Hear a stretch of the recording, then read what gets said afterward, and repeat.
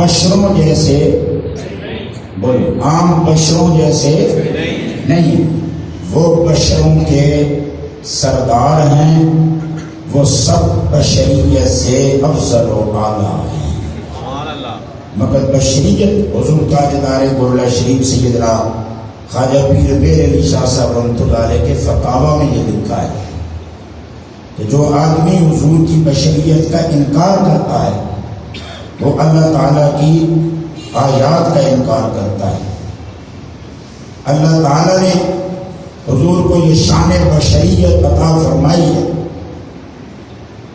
اور لیکن عام بشروں جیسا حضور کا مقام نہیں ہے۔ وہ افضل البشر ہیں، سید البشر ہیں، امام البشر ہیں۔ سبحان اللہ۔ البتہ انہیں جو سرکار کو جو اللہ تعالیٰ نے خاص شان عطا فرمائی ہے، وہ اللہ نے حضور کے وجود اطہر میں بشریت کے جامع میں بھیجا اور حقیقت نورانیت کی عطا فرمائی۔ جامع بشریت کا ہے، خول بشریت کا ہے، اور اندر سارا نور ہے۔ میں نے بہت آسان لفظوں کے ساتھ سمجھایا۔ اب اگر دھیان نہ کریں تو آپ کی مرضی ہے، دھیان سے سنیں تو یقیناً آپ کو یہ مسئلہ ہمیشہ یاد رہے گا۔ ہمارا یہی مسئلہ ہے کہ ہم سنتے ہیں نہیں، توجہ نہیں کرتے، روٹین پوری کرنے آتے ہیں، بس اتنی دیر بیٹھ رہے ہیں، اس کے بعد جمعہ پڑھنا ہے پھر جانا۔ دو چار باتیں دھیان سے سن لیا کریں۔ فرمایا کہ خول ڈھانچہ اوپر جو کور ہے وہ سب بشری جامع ہے، اور اس کے اندر جتنا کچھ ہے وہ سب نور ہی نور ہے۔ اب یہ جو اوپر جلد مبارک ہے، اوپر جو جسم اطہر ہے، یہ بھی عام انسانوں کی طرح نہیں، بولو عام انسانوں کی طرح نہیں۔ عام انسان کا جسم کثیف ہوتا ہے، مگر مصطفیٰ کا جسم تو لطیف تھا۔ عام جسم کے اندر کثافت ہوتی ہے، سرکار کا جسم اطہر تو لطیف تھا۔ جسم کی بات کر رہا ہوں، روح اور نور کا معاملہ تو بڑا بڑا ہے۔ سرکار کے جسم اطہر کی بات کر رہا ہوں، بلکہ اگر میں اس کو آسان کروں تو میرے حضور تاجدار گولڑا شریف فاتح قادیانیت امام المسلمین مامور من الرسول اعلیٰ حضرت سیدنا سید خواجہ پیر مہر علی شاہ گیلانی گولوی رحمۃ اللہ علیہ فرماتے ہیں، اللہ تعالیٰ نے جو لطافت باقی اولیاء کرام کی روحوں کو عطا فرمائی، وہ لطافت اللہ نے غوث پاک کے جسم کو عطا فرمائی۔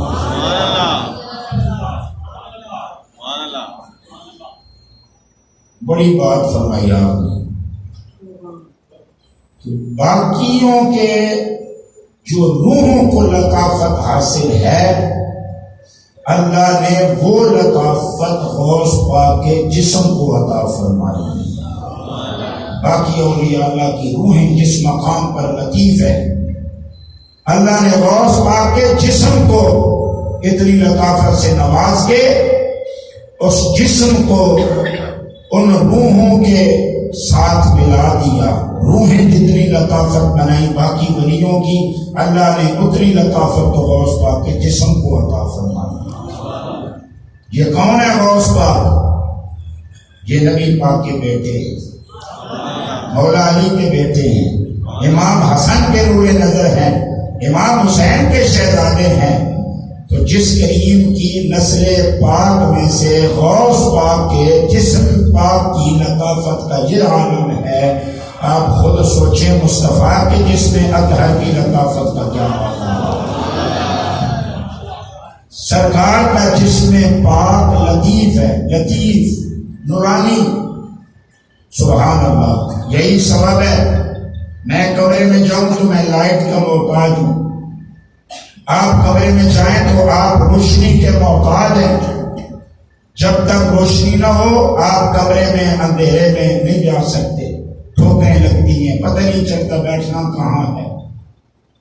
یہ میری اور آپ کی حالت ہے، اور ادھر جو رسول اللہ کا جسم اطہر ہے، ادھر جو سرکار کا جسم نور ہے، اس کی کیا شان ہے؟ ام المومنین حضرت حمیرہ سیدہ عائشہ صدیقہ رضی اللہ تعالی عنہا فرماتی ہیں، ایک دن میرے حجرے میں چراغ جل رہا تھا اور میں سوئی سے کوئی کام کر رہی تھی، تو سوئی سے کام کرتے کرتے اچانک ایسا ہوا کہ چراغ بولو گے، چراغ بجھ گیا، تو میرے کمرے میں اندھیرا اندھیرا چھا۔ جو ہی کمرے میں اندھیرا ہوا تو میرے ہاتھ سے سوئی گر گئی۔ اب اندھیرا اتنا زیادہ ہے کہ میں سوئی تلاش کر رہی ہوں، مگر وہ سوئی مجھے مل نہیں رہی۔ کہتے ہیں اتنی دیر میں آپ صلی اللہ علیہ وسلم حجرے میں تشریف لے۔ جو ہی سرکار حجرے میں تشریف لائے تو آپ کے جسم اطہر سے، چہرہ نور سے ایسا نور نکلا کہ میرا سارا حجرہ آپ کے نور سے جگمگانے لگا۔ مائی صاحبہ فرماتی ہیں میں نے آپ کے نور کی روشنی میں گم شدہ سوئی کو تلاش کر لیا۔ تو عام بشر لائٹ کا، روشنی کا محتاج ہے، اور یہ بے مثل بشر،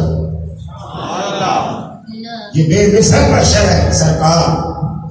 تو آپ کے جسم اطہر میں اللہ نے جو نورانی حقیقت رکھی ہے، جب وہ جسم سے چھن چھن کے باہر آتی تو ساری کائنات کو یہ بتلایا جاتا کہ آئے تو یہ بشریت کے جامع میں ہیں، لیکن بھول کے کہیں اپنے جیسا نہ سمجھ بیٹھنا، بھول کے بھی کہیں اپنے جیسا نہ سمجھ بیٹھنا۔ اب عام بندہ جب وہ کھانا کھاتا ہے، پانی پیتا ہے، تو اس کے نتیجے میں اس کو قضائے حاجت کی ضرورت پیش آتی ہے۔ تو کھانا میں بھی کھاتا ہوں، آپ بھی کھاتے ہیں، سب کھاتے ہیں، اور سرکار نے بھی کھانا تناول فرمایا ہے۔ سرکار نے بھی کھانا تناول کیا۔ ہمارے جسم میں جب خوراک جاتی ہے، کچھ دیر تک رہتی ہے، تو ہماری کثافت اور ہمارے اندر کے ماحول کی وجہ سے پھل خوشبودار ہوتا ہے جب تک ہمارے منہ میں ہوتا ہے، کھانا خوشبودار ہوتا ہے جب تک ہمارے منہ میں ہوتا ہے، اور جب ہمارے منہ سے نیچے، حلق سے نیچے نیچے چلا جاتا ہے، وہاں جو سسٹم ہے اس میں پھر عام آدمی کے لیے جو نظام ہے اللہ کا بنایا ہوا، اس میں سے خون الگ اور فضلہ الگ، پیشاب کی صورت الگ۔ اب اللہ تعالیٰ اس کو الگ الگ سے ان کو وہ چیزوں کو جہاں جو اس کا بنایا نظام ہے اس کے مطابق۔ اب کیا ہوتا ہے؟ اب ہوتا ہے یہ کہ اب اس جسم کے ساتھ کچھ عرصہ، کچھ وقت وہ پھل رہا، وہ کھانا رہا، لیکن جسم میں جو کچھ تھا اس کی وجہ سے وہ اچھا بھلا خوشبودار کھانا جب وہ فضلہ کی صورت میں باہر نکلتا ہے تو بدبودار ہوتا ہے۔ پہلے نہیں تھا بدبودار، کھانا بھی خوشبودار، پھل بھی خوشبودار، لیکن جسم میں گیا تو اس کے بعد وہی اچھا بھلا خوشبودار بدبودار بن گیا۔ اب دیکھیں ذرا، نبی کریم علیہ السلام بھی کھانا تناول فرماتے،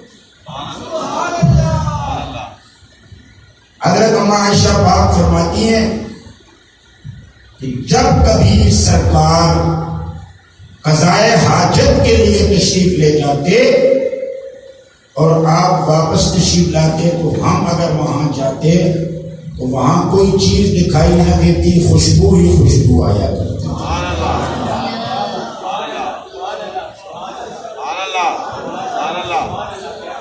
میں نے آپ کو کچھ کہا ہے، کچھ بتایا ہے، کچھ میں نے آپ کو بتایا ہے، تو دیکھیں بشر جو محض بشر ہے اس کے ساتھ جو چیز لگ جاتی ہے اس کی حالت کی وجہ سے بدبودار ہو جاتی ہے، اور جو رسول اللہ ہیں سید البشر افضل البشر، تو رسول اللہ کا جسم اطہر اور حضور کی حقیقت پاک نور ہے جس میں اطہر بشریت کا جامع ہے، تو چونکہ جو اندر ہوتا ہے اس کے ساتھ جس کی نسبت ہوتی ہے اس میں سے وہی رنگ وہی چیز باہر نکلتی ہے، تو رسول اللہ کے اندر تو نور ہی نور ہے۔ سبحان اللہ بولے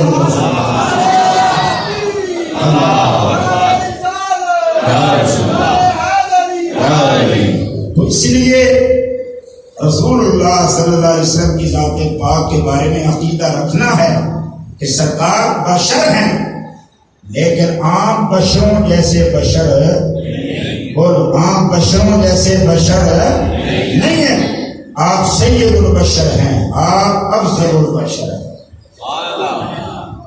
نبی کریم سرکار دو عالم صلی اللہ علیہ وآلہ وسلم کی ذات پاک نرالی ذات ہے۔ میں اگر وضو کی حالت میں سو جاؤں تو ٹیک لگا کے سونے کے ساتھ ہی میرا وضو ٹوٹ جائے گا۔ آپ اگر باوضو ہیں اور ٹیک لگا کے سو جاتے ہیں تو آپ کا وضو ٹوٹ جائے گا، کیونکہ وضو ٹوٹتا ہے غفلت طاری ہونے کی وجہ سے۔ جو ڈھیلے پڑے بیٹھے بیٹھے اگر آپ سوئے ہیں اور تھوڑے آگے ایسے ہوتے ہیں پھر پیچھے ہو جاتے ہیں، اس سے وضو نہیں ٹوٹتا۔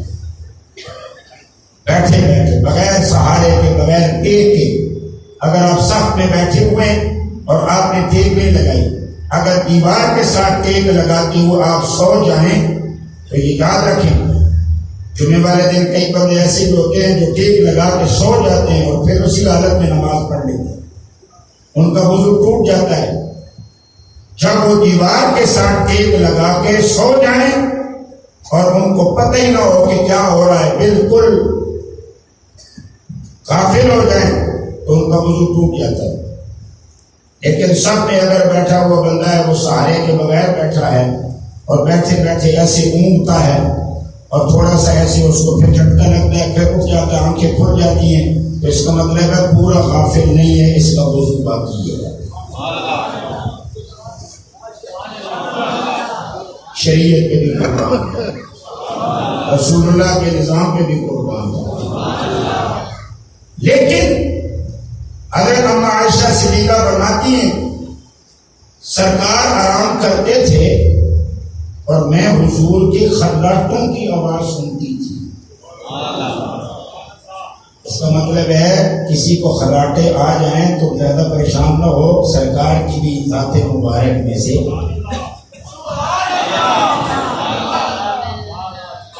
کچھ بندے تو بالکل کہتے ہیں سو خبردار سابقہ کی نیما نیدر نہیں آئی اور سابقہ کی رنا سنو۔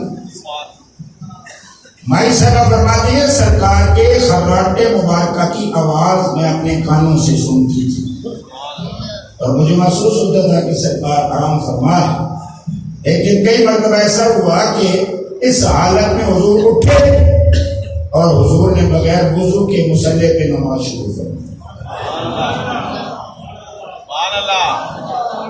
سید البشر ہے نا، افضل البشر ہے نا، نرالی بشریت کے مالک ہیں نا، حقیقت نور رکھتے ہیں،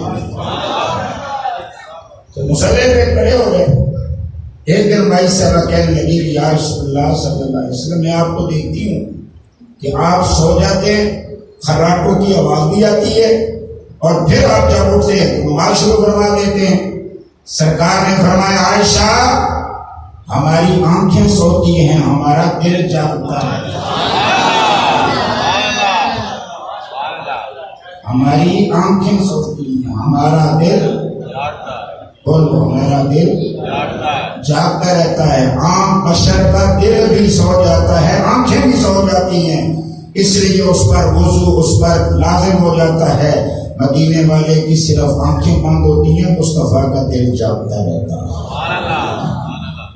اچھا بھائی اس کا مطلب یہ ہے کہ سرکار پر ایک لمحے کے لیے بھی غفلت طاری نہیں ہوتی.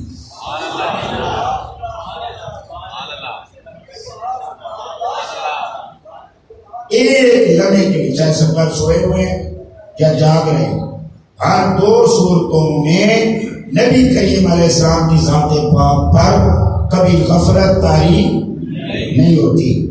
میں اور تو ہم وقت غافل ہیں ہمیں تو خبر ہی نہیں ہے دائیں بائیں کی. اس کا مطلب یہ ہے کہ ہم بھی بشر ہیں مگر ہم محض بشر ہیں. مصطفیٰ کو اللہ نے بشریت کے جامع میں بھیجا اور شان یہ ہے کہ ساری کائنات پہ ہم وقت نظر رکھے ہوئے. تو یہ شان ہے ہمارے آقا و مولا صلی اللہ علیہ وآلہ وسلم کی کہ حضور کی بشریت بے مثل و بے مثال ہے. کبھی زندگی بھر میں حضور کی بشریت کو اپنی بشریت جیسا نہ کہیں. بے مثل و بے مثال سرکار بشر ہے. کئی بات ہو جائے نا تو عقیدہ یہ بیان کرنا ہے کہ ہم مانتے ہیں سرکار بشر ہیں ہمارا عقیدہ ہے. حضور کی بشریت کا ہم انکار نہیں کرتے اس لیے کہ اللہ نے بشروں میں انسانوں میں سے انسانوں کے لیے نبی رسول بھیجے ہیں. اگر حضور کی بشریت کا انکار ہو جائے تو حضور تو بشروں کو ہدایت دینے کے لیے آئے تو ہدایت بشروں کو دینے آئے اور بشریت سے تعلق ہی نہ ہو. اب کیا ہے سرکار کی جو سمجھ لیں آپ کی شان تو برا ہے مگر ایک آپ کی شان ہے بشریت اور ایک آپ کی شان ہے نورانیت. اب معاملہ یہ ہے کہ انسان بہت کمزور ہے ڈائریکٹ اللہ سے لے نہیں سکتا. حضرت موسیٰ علیہ السلام جیسے اولو العزم نبی اگر اللہ کی صفاتی تجلی کو برداشت نہ کر سکیں تو پھر عین ذات کو کون برداشت کرے. صفاتی تجلی پڑی کوہ طور پر تو بشر مر گئے جو 7 بندے تھے وہیں پہ فوت ہو گئے اور حضرت موسیٰ علیہ السلام خود رفتہ ہو گئے. بے ہوش کہتے ہیں جسے لیکن ہم کہتے ہیں خود رفتہ ہو گئے یار کے جلووں میں گم ہو گئے. لوگ کہتے ہیں بے ہوش ہو گئے میں کہتا ہوں جلووں میں گم ہو گئے. اللہ نے جلوہ دکھا دیا اور اسی جلوے میں گم ہو گئے. مگر صفاتی تجلی کا کروڑ حصہ اللہ نے کوہ طور پہ ڈالا برداشت نہ ہو سکا. اگر ڈائریکٹ اللہ کسی کو کچھ عطا کرتا تو انسان تو کمزور ہے وہ کیسے وصول کرتا ہے. اللہ تعالیٰ نے پھر اپنے بندوں پر کمال مہربانی کرتے ہوئے اپنے اور بندوں کے درمیان ایک واسطہ وسیلہ بنایا جسے نبی اور رسول کہا جاتا ہے. بولیں پیار سے اللہ اکبر. ایک جگہ بیٹھنے سے سب کے لیے یکساں حکم نہیں ہوتا. جہاز میں سواریاں بھی بیٹھتی ہیں اور کپتان بھی بیٹھتا ہے پائلٹ بھی بیٹھتا ہے. جہاز میں سواریاں بھی بیٹھتی ہیں اور پائلٹ بھی بیٹھتا ہے اسی جہاز میں. اسی جہاز میں ہوتا ہے نا باہر تو نہیں ہوتا. لیکن سواریاں اپنی حیثیت سے بیٹھتی ہیں پائلٹ اپنی شان کے ساتھ بیٹھتا ہے. سواریاں پیسے دے کے بیٹھتی ہیں پائلٹ تنخواہ لے کے بیٹھتا ہے. اب کوئی وہاں ایک جگہ بیٹھے دیکھے کہ نہیں سارے برابر ہیں، تو پھر آخری سیٹا لے آگے کرو تم جہاز چلاؤ، ایسے خام خواہ کدھر دریائے سڑسی، سمندری سڑسی، کدھر کھانے سڑسی جا رہے۔ تو اب کیا ہے، ایک جگہ بیٹھنے سے سب کے لیے یکساں حکم نہیں ہوتا۔ ایسے ہی بشریت میں ہیں، بشر سارے مصطفیٰ کو اللہ نے بشریت کا جامع عطا فرمایا، ساری مخلوق سنورنے کے لیے ہے، مصطفیٰ کو سنوارنے کے لیے بھیجا ہے۔ اب یہ رسول اللہ صلی اللہ علیہ وآلہ وسلم کی جو شان ہے وہ ورا ہے۔ تو جناب اللہ نے درمیان میں وسیلہ بنایا۔ اب حضور کو ایک شان بشریت کی دی اور حقیقت نورانیت کی عطا فرمائی کہ پیارے محض بشر مجھ سے لے نہیں سکتا، اور محض بشر میرے جلوے کی تاب نہیں لا سکتا۔ تو اب بشریت کو میں نے نوازنا بھی ہے، اور میں نے کسی کو دینا ہے تو آگے وہ پھر لوگوں تک پہنچائے گا۔ اس لیے فرمایا پیارے ایک آپ کی حیثیت شان بشریت کی بناؤں گا، ایک شان آپ کی نورانیت کی بناؤں گا، اور جو آپ کی حقیقت ہوگی وہ کسی کو نہیں بتاؤں گا۔ دو شانیں ظاہر کروں گا، حقیقت پہ پردے رکھوں گا کہ حقیقت محمد کی ہے کیا، جسے کائنات نہیں جان سکتی، یہ صرف خالق ہی جانتا ہے جس نے شان عطا فرمائی۔ لیکن بشریت اور نورانیت دو اللہ نے مصطفیٰ کریم کو یہ شانیں عطا فرمائی۔ فرمایا بشر ڈائریکٹ مجھ سے لے نہیں سکتا، اور معبود ہم آپ کو درمیان میں رکھتے ہیں، ایک شان آپ کو نورانیت کی عطا کرتے ہیں، نورانیت کی شان سے آپ مجھ سے لیتے جائیں، اور بشریت کی شان سے آپ بشریت کو دیتے جائیں۔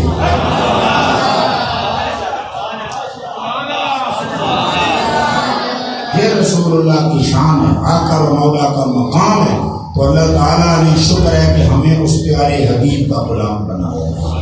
اللہ تعالیٰ کی شکر ادا کیا کریں، اللہ تعالیٰ نے اپنے سب سے شان والے محبوب نبی کا ہمیں غلام بنایا۔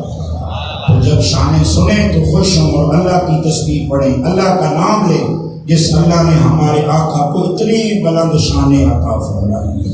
فلسطین کے ہمارے مسلمان بھائی اس وقت جس قسم کرسی اور پریشان حالی کا شکار ہیں، ساری دنیا کے کافر یکجا ہو رہے، کسی کو اتنے سالوں سے فلسطینی پٹ رہے ہیں، مار کھا رہے ہیں، روزانہ لاشوں پہ لاشیں اٹھاتے ہیں۔ وہ اپنے طور پہ عبادت کرنے کے لیے جاتے ہیں تو اسرائیلی فوجی ان کے سر پہ اپنا پاؤں رکھتے ہیں، ان کا سر اللہ کے آگے جھکا ہوتا ہے، اور بڑی رعونت سے اسرائیل کا فوجی اس مسلمان کے سر پہ پاؤں رکھ کے اس کی توہین کرتا ہے، تذلیل کرتا ہے۔ کئی سالوں سے فلسطینی بیچارے مار کھا رہے ہیں۔ تو اب جو لوگ کہتے ہیں جی کہ ہم بہت زیادہ انسانی حقوق کے علمبردار ہیں، اب ان کا ظلم دیکھیں، ان کا زیادتی کا انداز دیکھیں، وہ اپنے اس قول میں سچے نہیں ہیں۔ اگر انسانیت کے لیے کوئی فلاح یا خیر کا کوئی رستہ ہے تو وہ مدینے والے کے قدمین شریفین سے چلتا ہے۔ فلسطینیوں مار کھا رہے ہیں، اگر وہ غلیل سے پتھر مارتے ہیں تو فلسطینیوں کا غلیل سے پتھر مارنا جرم بن جاتا ہے، اور ان کو اسرائیل والے بم مارتے ہیں، اسرائیل والے گولیاں مارتے ہیں، اور ماؤں کے بچے چولیوں میں دم توڑ رہے ہیں۔ تو جو اتنا بڑا ظالم ہے، نہ اس کو امریکہ ظالم مان رہا ہے، نہ فرانس ظالم مان رہا ہے، الٹا ظالم کے ساتھ کھڑا ہو گیا امریکہ۔ تو آپ سمجھ سکتے ہیں نا، قرآن نے جو بتلایا ہے کہ یہ یہود و نصارہ کبھی تمہارے دوست نہیں ہو سکتے۔ تو تو پھر ہمارے دوستوں کی قبول ہے کہ وہ یہ سمجھے کہ ہمارے لیے دوست بن جائیں گے. ہر انسان کی بات غلط ہے، غلط ہو سکتی ہے، غلط ہوئی ہے، پکا فرمان ہے تو خدا کا فرمان ہے یا مصطفیٰ کی زبان ہے. فلسطین کے ہمارے بھائیوں نے تھوڑا سا جرأت کا مظاہرہ کیا، بتلایا ہے کہ ہم کتنے عرصے سے مار کھا رہے ہیں. تھوڑا سا ہم بھی بتاتے ہیں کہ ہماری رگوں میں بھی مصطفیٰ کی نسبت کا خون ہے. اتنے عرصے سے بم مار رہے تھے، اتنے عرصے سے تباہ کر رہے تھے، اگر تھوڑا سا انہوں نے ہاتھ بلند کیا ہے تو برداشت کرو. اب پورے ساری دنیا کے کافروں کو جمع کر کے یہ کہنا شروع کر دیا وہ جی یہ ہو گیا وہ ہو گیا. لیکن بہرحال ہم اپنے بھائیوں کی اس حالت پر انتہائی اندر سے رنجیدہ ہیں اور دعا گو ہے کہ اللہ تعالیٰ ان کی اس مشکل کو آسان فرمائے. لیکن نہ میں فلسطین گیا ہوں، نہ فلسطین والے کبھی میرے پاس آئے، لیکن یہ جو دل میں ہمدردی ہے نا، یہ اس کلمے کی وجہ سے ہے جو انہیں بھی اللہ نے عطا فرمایا اور مجھے بھی اللہ نے عطا فرمایا. میرا اور آپ کا رشتہ بھی کلمے کی بنیاد پر ہے. فلسطین کا رشتہ پاکستانیوں کے ساتھ، مسلمانوں کے ساتھ بھی کلمے کی بنیاد پر ہے. جہاں جہاں خدا مصطفیٰ کا نام ہے، ہر خدا مصطفیٰ کا نام لیوا ان کو اپنا سمجھتا ہے، اس لیے کہ ایک رشتہ خون سے قائم ہوتا ہے اور ایک رشتہ مصطفیٰ کی نسبت سے قائم ہوتا ہے. خون کے رشتے میں مٹھاس کم ہے، مصطفیٰ کی نسبت کے رشتے میں مٹھاس زیادہ ہے. اللہ تعالیٰ ہمارے ان بھائیوں کو کامیاب فرمائے، اللہ مزید ہمت عطا فرمائے. ہم اللہ تعالیٰ امت مسلمہ کو یکجا ہو کر کے فلسطینیوں کا ہم نوا بننے اور ان کا ساتھ دینے کی اللہ توفیق عطا کرے. وآخر دعوانا